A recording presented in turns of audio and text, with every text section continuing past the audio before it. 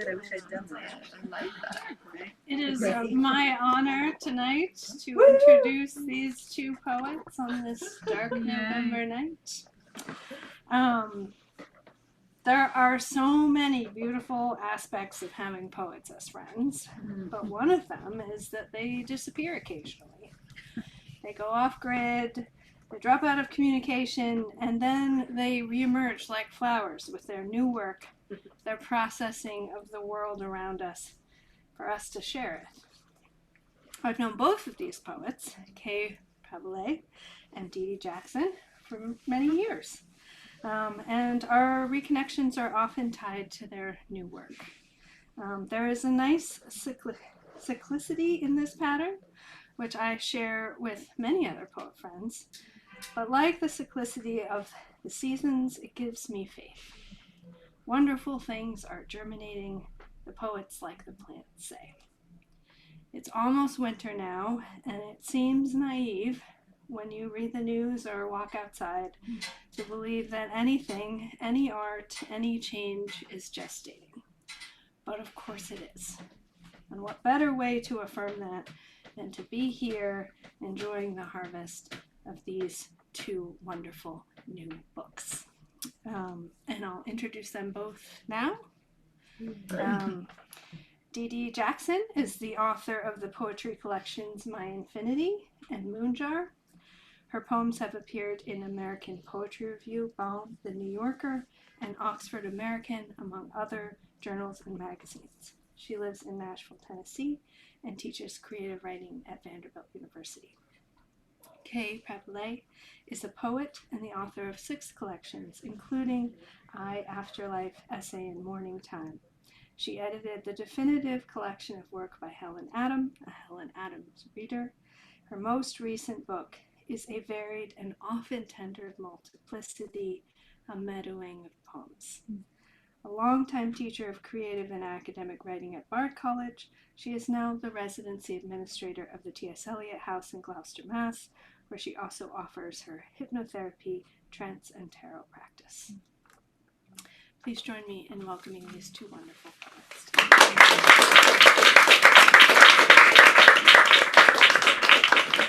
All right. I'm wondering if I should start my timer, because I always look at my watch and then I never remember the time it said. Always. So I'm going to see what I can just do this and see if it works. Thank you all for coming out tonight. Thank you for organizing this, James. And this is such a wonderful and like magical. I feel like I feel so many, like the presence of so many heroes of mine. When I experienced some really horrible traumatic grief years ago, the only thing I wanted to do was go into my office and surround myself with my books of poetry. And I feel like I'm kind of being nourished again here. So, and thank you for saying who we are, welcoming of us and all that. And it's wonderful to read with you tonight too. So it was really hard to decide what to read. You know, it's always such a tough one. And I sat in a restaurant right before and just went back and forth. So I settled on these things, but gosh, this collection, it revolves a lot around Hilma af Klint. I don't know if you know her work. And, but when I can't have the art with me, I tend to not read a lot of the poems about her. Now I'm like, oh man, I should have done that, because she was active in seances and trying to speak with the dead, and she was informed by these high masters in the afterlife on, you know, what paintings to make, how to make her paintings, and how to create this temple. And it eventually ended up with her work they wanted the temple to be a spiral. That was the decree from beyond. And this is all like last century, early 1900s, like 1906, 1907. And then one of her biggest shows was the Guggenheim. And that's where I came across her work and learned about her and then fell in love. So now I'm like, oh man, okay, let me think. I might be rethinking a little bit. Okay, I'm going to start with a fall poem titled Fall. And I was originally just thinking about maybe moving through kind of like a fall of innocence, a journey through like the dangers that, we navigate, particularly women navigate in the world. But I don't know, now I'm thinking about Hilma. So, okay, we'll start with fall though. And it has an epigraph, Do you know what I was, how I lived, by Louise Glick. It is a goldfinch, one of the two small girls, both daughters of a friend, sees hit the window and fall into the fern. No one hears the small thump, but she, the younger, sees the flash of gold against the mica sky as the limp feathered envelope crumples into the green. How many times in a life will we witness the very moment of death? She wants a box and a small towel, some kind of comfort for this soft body that barely fits in her palm. Its head rolling side to side, neck broke, eyes still wet and black as seed. Her sister, now at her side, wears a dress too thin for the season, white as the winter only weeks away. She wants me to help, wants a miracle. Whatever I say now, I know weighs more than a late fall's layered sky, the jeweled leaves of the maple and elm. I know, too, it is the darker days I've learned to praise.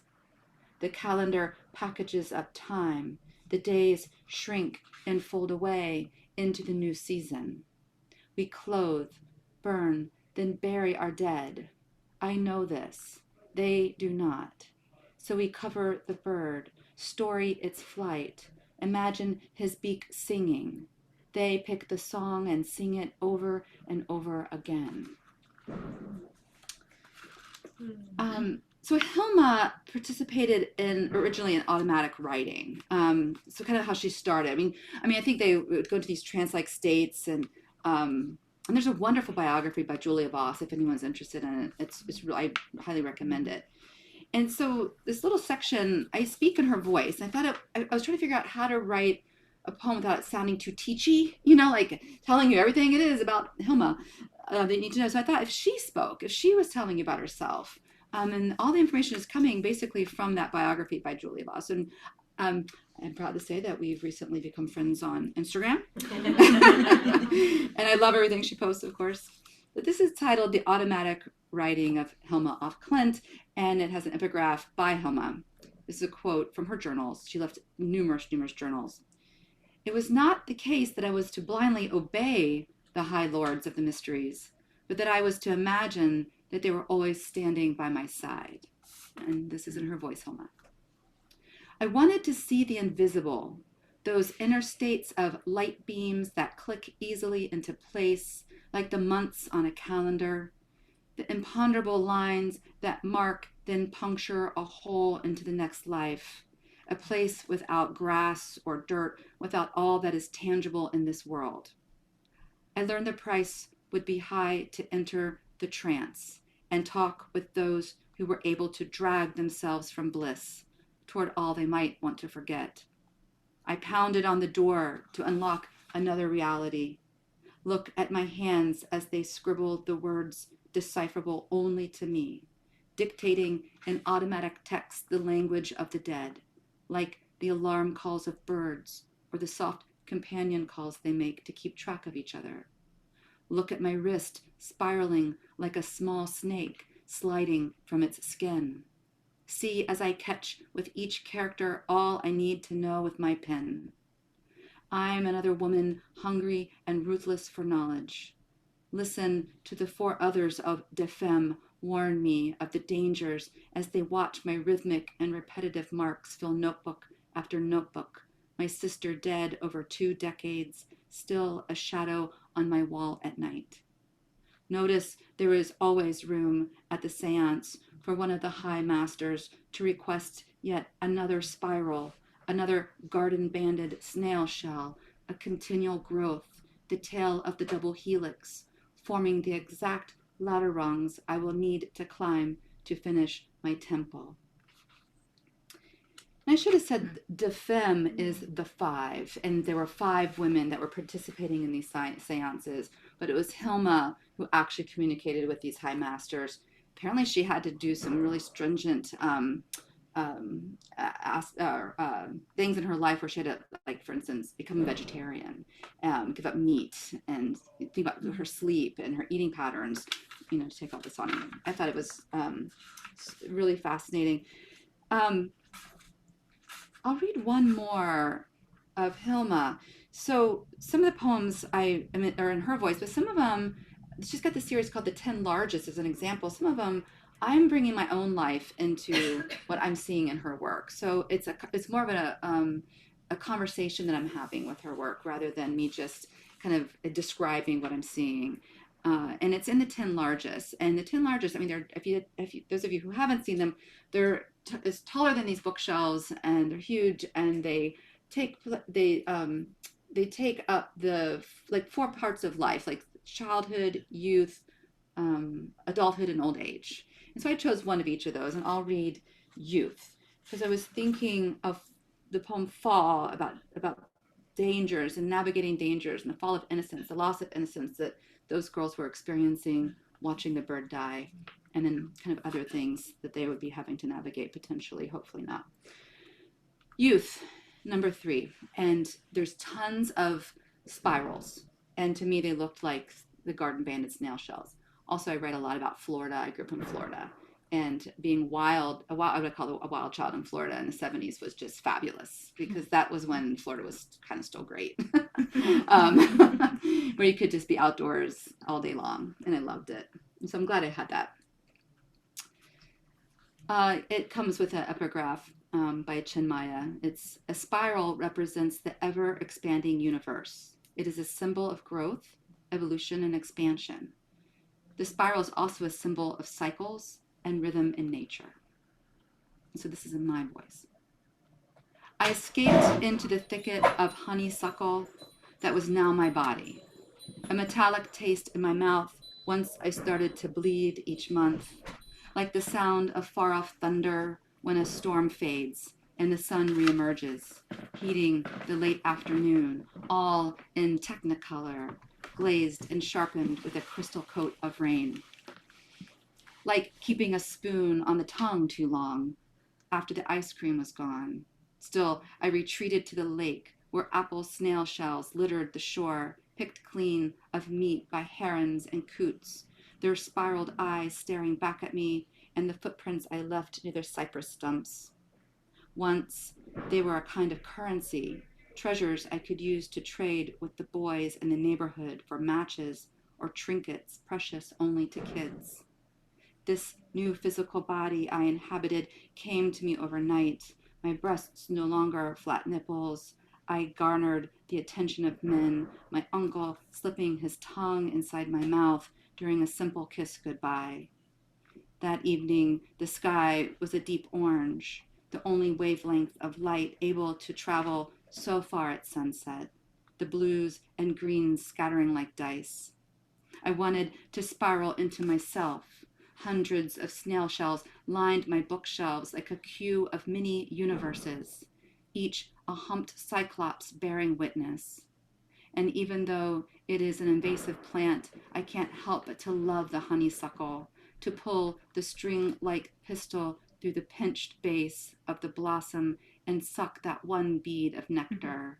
What a sweet dessert, each bush with hundreds of flowers, all poised with their own free drop of sugar. Checking time, all right. I'm going to bring in Lucille Clifton a little bit, because I was just at Emory, and I was there looking at somebody else's papers, but someone I knew was looking at her papers, and he had out her automatic writing. So I have a photo of Lucille Clifton's automatic writing, because she too participated in seances. It was, I think, her mother's death was the thing that kind of sparked that for her, and also used the Ouija board to communicate. And she also has a poem that was sent from Emily Dickinson through the Ouija board, and I saw the poem too, which is so cool, and it's very Emily Dickinson. So anyway, so it's this is Two-Headed Woman titled, and that's a traditional African term for a woman who has the gift to see kind of both sides into the spirit world and into our world. So Two-Headed Woman, and the title of her book, and the title of one of her books. and it's for her. There are so many days I want to speak to the dead. No one really waits for the fall festival of Samhain to acknowledge the secret bodies that, like white asters, bloom all around us. Many of us know and are afraid of the thousands of bonfires of souls, still curious about the frills of life. Even Lucille couldn't ignore the ancient calling to place the planchette over the letter G on the wooden Ouija board, the spot to begin the separation of skepticism and belief. She learned of the things we all know now, as the heart glided letter to letter, a little flame at its center to remind her of the inevitable winter to come. And at that moment, I imagined the wind picking up, a spoon or two dropping from the counter in another room, someone shouting fire as the twigs in the ash pit spark and spit, her face hot, not from the flames, but from all she learns, that knowledge, like a pearly white tooth, gnawing at her from the inside out. What am I doing? All right. Halo. When the forecast calls for frantic, fiasco, when the forecast calls for saints and slugs, when the forecast calls for sexton and plath, I know someone has left this earth. When the prophecy is hail followed by tornado, when the prophecy is ripple, wing, when the prophecy is another prophecy, I drop to my knees and touch my skull to the loaf-brown belly of my dog and weep. When the prognosis is necrosaw, granite, when the prognosis is telephone, elegy, when the prognosis is egg, caterpillar, butterfly, sky, when the prognosis is scripture, scripture, scripture, when the mechanism is knife and heart and blood, when the mechanism is two waxwings, cherry tree, when the hair, when the teeth, when the nails are compost, when you are halo, you are halo. I'm going to read a cat poem. I'm going to read one more poem. I'll end on this cat poem because we were talking about cats earlier, and I lost my cat in May, and he was 22. So he had a good life. He was great. His name was Obi, but he was a stinker. Like, he just did the craziest things sometimes. And I had to move him from Florida to Vermont. So I actually had to take him on a plane, which was a nightmare in itself. I mean, he was like an alien, like sticking his paw out of the carrier, they'd shoot a hole into. And then as soon as we got him to the house, this happened. So I'll end on a lighter note because I feel like so much of my work can be kind of heavy. And I was like, do I ever write funny poems? This is as close as it gets. Okay. So, Wild. When we moved our cat to our new house, the first thing he did was slip up the chimney. Without doubt or fear, after feeling a slight draft of cold air escape from the fireplace's black mouth. He was looking for a way out, a way home. He scrambled up what we thought would become the heart of the house. Nothing could lure him down. No food lifted on cardboard or softly sung ballads. He wedged himself beyond the narrow throat and sat on the smoke shelf, safe in soot and ash. When I was little, we didn't have a fireplace. Even though it could snow in Florida, no one had flues to clean or creosote to peel from brick. No ash thin as onion skin to watch take wing and fly above flames. I was a sleepwalker through most of those days, a passenger in my own life. I couldn't look to my family and see myself reflected there. I was born to no one. I was wild. A lawn full of dandelion seed heads, lion's tooth, all waiting for breath. And when the water seemed to hiss down by the lake, I knew it was to me it called. You'll have to do better than that, said the grackle, drinking at the water's edge, wedged between reeds of cattails. To be wild, that is. All right. Thank you all. Thank you. Well, okay. Thank you. Okay. I will trade seats. Wow, thank you so much, and what a pleasure to meet you. And probably not intentional that we were paired together, but our work is going to, I think you'll all see there's a nice web going to be created here. And Chloe, thank you so much. I want to begin with an epigram actually from your book. One of my favorite sentences of all time. Our lives, which science call trajectories and religion patterns, are simply refrains picked from a tree, gleams gleaned from among the leaves.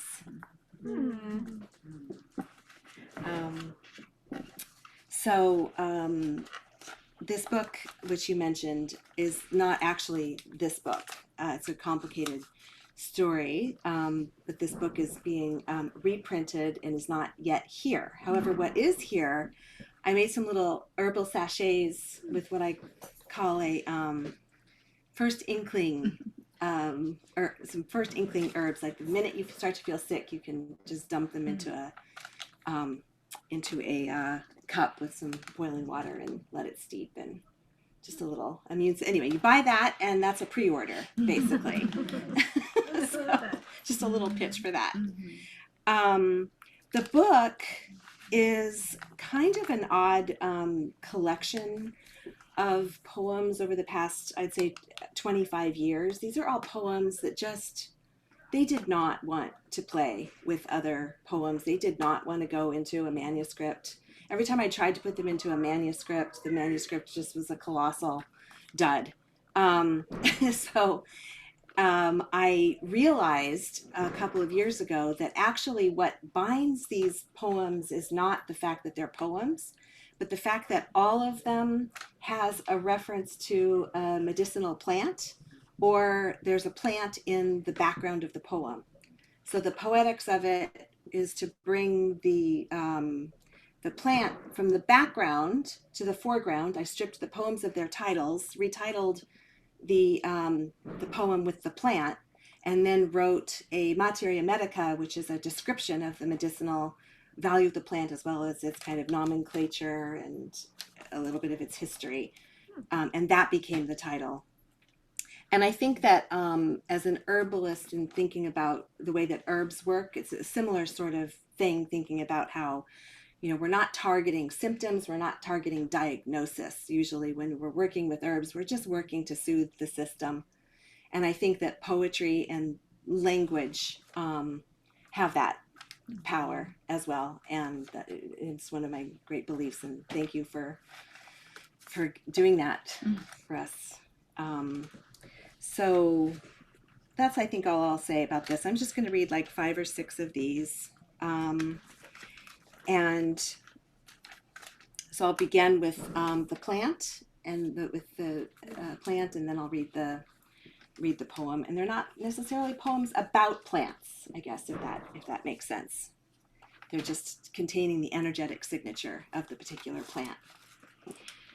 So here is rhubarb, which we have a little bit too much of in our current contemporary world. Stalky, broad, masculine, signatures of tall, thick stems spilling over, overtaking territory with inviting but poisonous leaves. Listen carefully in the dead of night and hear him as he grows.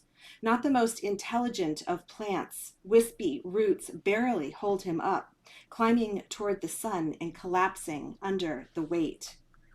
Named by Greeks Ra Babaron, meaning not one of us. The sentiment repeated to describe a ridiculous baseball brawl between players and fans. Also, repeating rhubarb, rhubarb, rhubarb is how actors create background mumbles equivalent to blah, blah, blah. Still, his pink, red, and white stalks, when freshly chopped and added to strawberries in a crumble or pie, will aid digestion and move along constipation, and somehow there are boastings that he may have cured the plague. He rings, then doesn't he determines connection. He moves through like imagination does reality. He scopes and inserts, pours over and behind, rolls. He reminds planet Earth of his presence. He burns down finances and builds up again. He leaves home after building it up. After roofing insists on living outside, he commits to history, not memory. He comes in many colors, but only one pronoun. He upright, evolutionary, struggling. He longing for a projected ideal. He subconscious, lethal. He imagined as ink stain. He violence translated back into language. His internal drives lead to goodness and war. He takes inexhaustible pleasure. He exerts force, his force repressed anger. He lies dead on the road. He built the bomb. He penetrable when gaze circles back. He in constructing identifies with the rubble. He in moving rubble cautions children to be careful where they step. He impresses with facts and figures. He refrains from staring, even though fashion teeters ass and cleavage. He victim of violence that is within him. He holds back, but doesn't let go.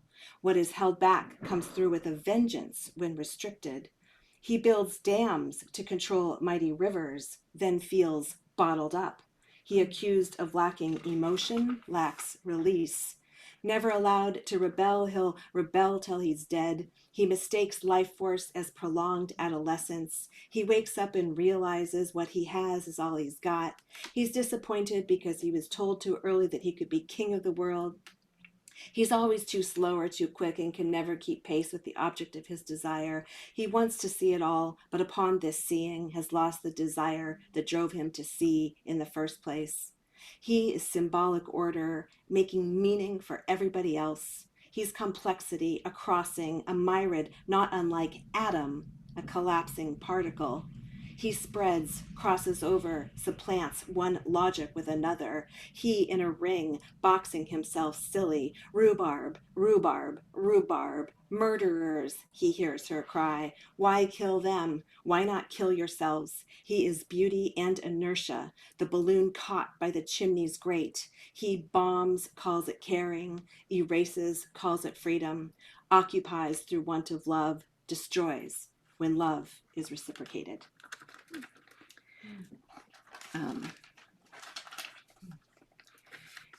My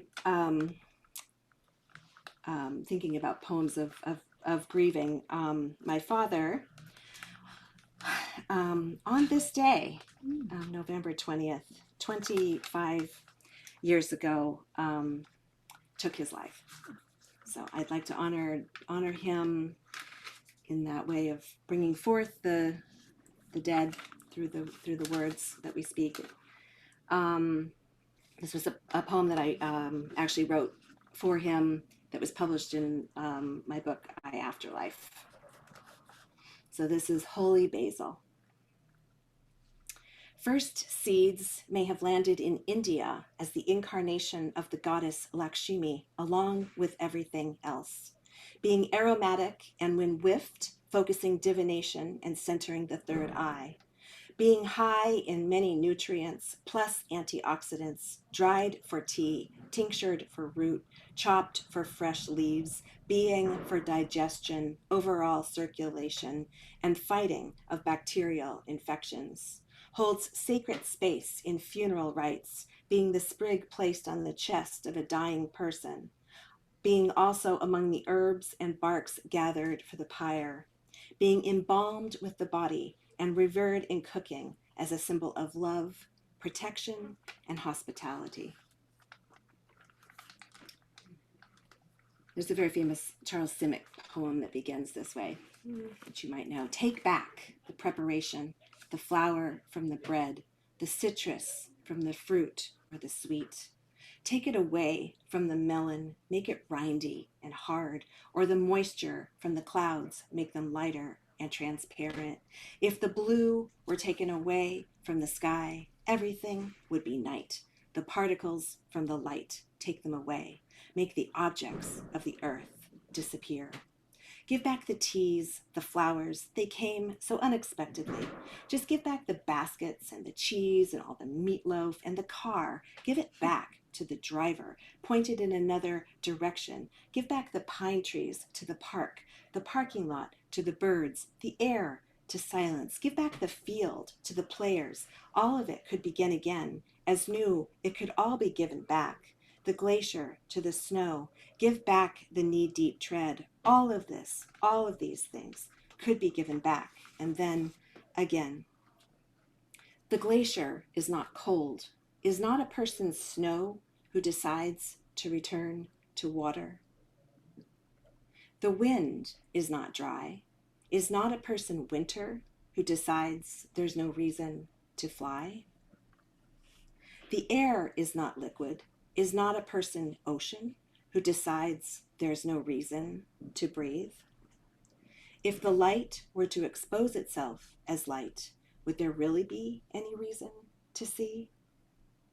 If a person is to be saved by a herd of elk, then a herd of elk will appear to the person and lead him to the sunward side of the mountain. If a person is to be saved by a mountain lion, then a mountain lion will appear to the person and lead him across the river.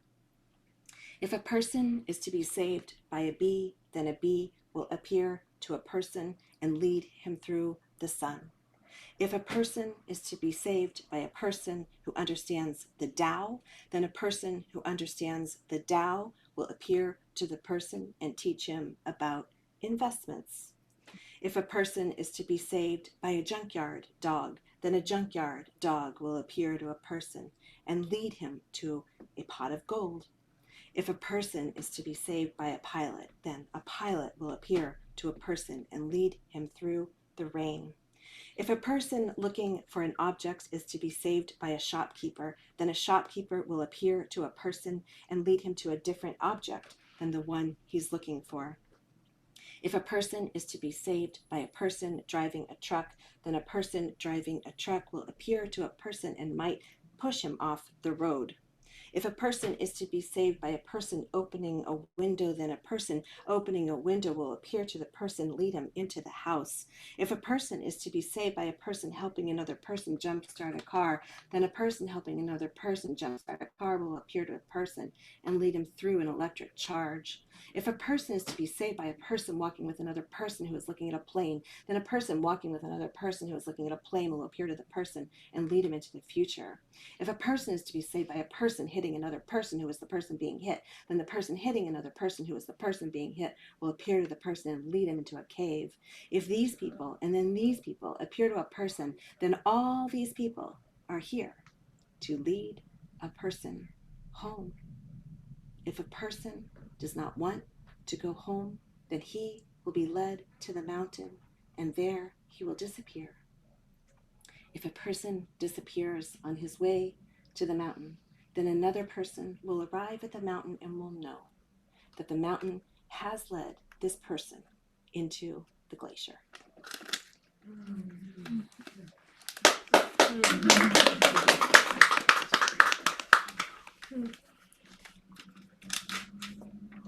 And echoing that one is hawthorn.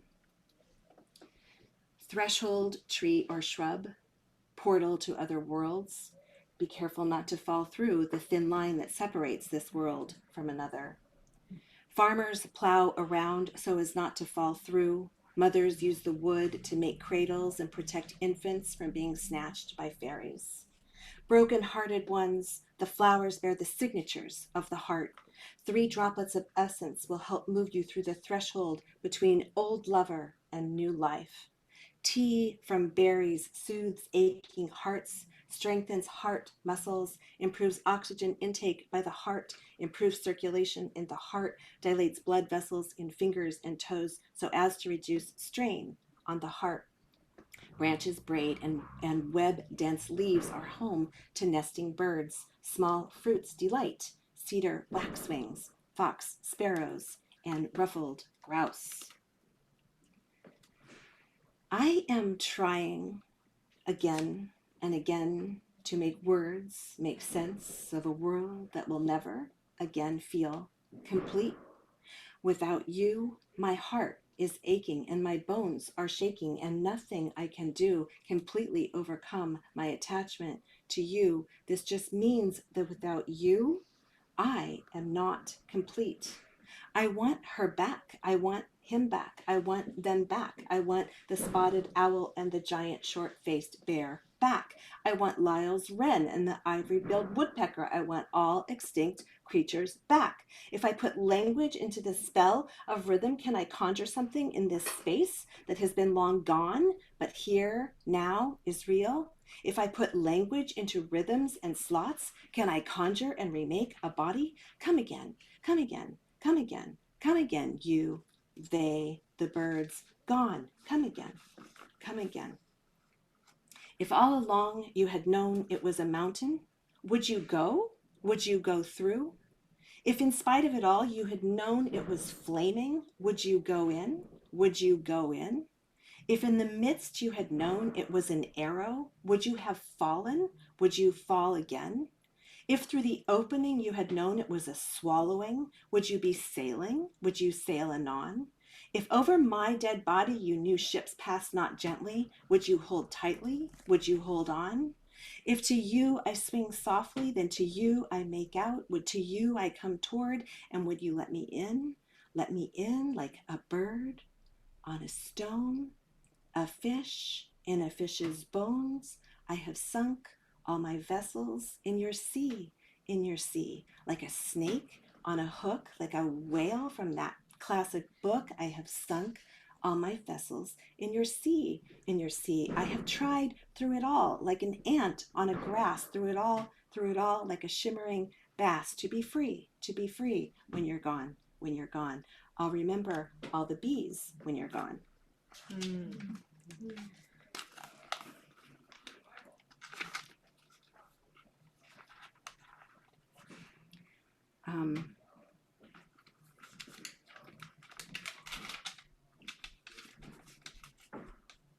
Just a couple more here. Here's oak.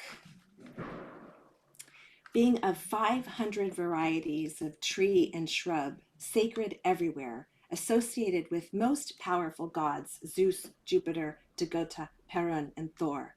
Branches ward off witches, lightning-struck leaves make talismans, trunk's base forms an altar for blood offerings. Pruning is not advised, lest angry spirits get tangled in the roots. Bark in potions and rituals for midsummer abundance. Branches twine, divinations and leaves keep secrets. Acorns dropping nuts enclosed in basil cups are collected by deer, bears, hogs, humans, squirrels, raccoons, wild turkey, wood duck, woodpeckers, and jays. One's success of surviving long winters depends on generous acorn groundswells. Because hindsight is 2020, I'm coming back around to try on this life for size, scaffolding layers of gook off my glasses, only to see the real thing was just an altar oaked to a coffin growing 12 feet under and not getting any younger. What an oak! Took a little seed and flew it clear across the country to twist a knot in my tender heart. Sadness eclipsed the child. Loyalty tamed her dog. Both developed symptoms so deeply unconscious that 10,000 lonely hunters could not stifle nor shoot the bear in the barrow, the blood on the roots, the rainwater in the wheel upon which so much depends. Sometimes the poem just, I don't know, it takes on an entire life of its own. Don't know where they come from. And then I'll just finish with this one, Holly, for the season. 'Tis the season.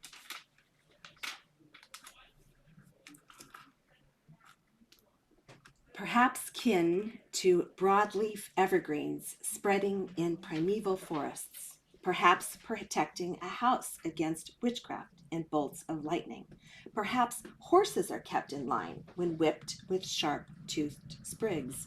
Perhaps immunity is held against spells when berries are consulted for divination. Holding memories of festivals, decorated houses, animals, and people adorned with leaves and sprigs.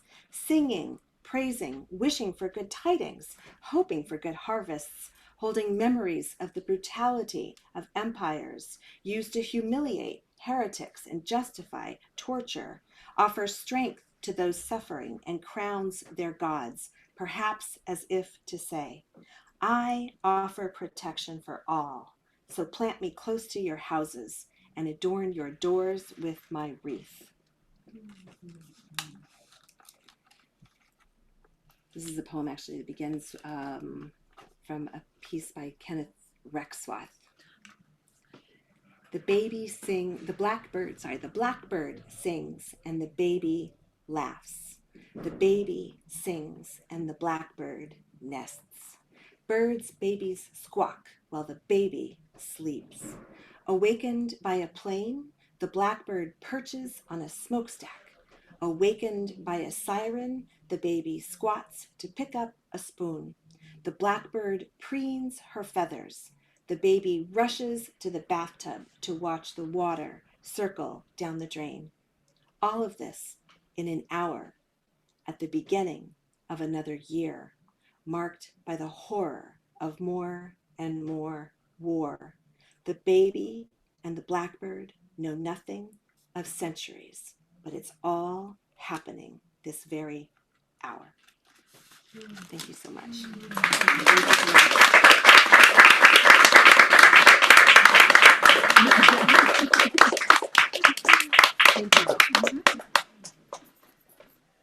Thank you, Didi and Kristin, for this wonderful reading. Let's give you both a round of applause again. Thank you so much. Thank you to Chloe for the wonderful introduction. Thank you so much. And thanks to all of you. Thanks to everyone on Zoom. You can pre-order Kristin's brilliant book with us tonight. Buy some of her older books as well. You can buy Didi's beautiful books here tonight as well. The poets will be signing books. If you could please put your chairs up against one of the walls, I'd be very grateful. Thank you very much. Thank you.